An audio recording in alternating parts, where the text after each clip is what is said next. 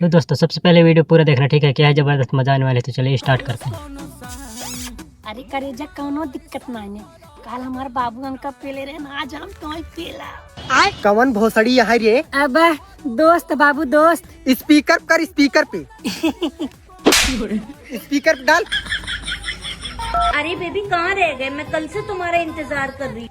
अरे करेजा लेकिन मम्मी तो हर घर ही है ना। तो क्या हुआ, पापा को भी साथ ले आओ ना। वीडियो पसंद आए तो लाइक करना भाई। अरे बिटवा पीला पीली वाला बात पहले बतावा कर। ठीक बा बाबू। तो रुको, क्लाइमैक्स अभी बाकी है। चेक कर लीजिए।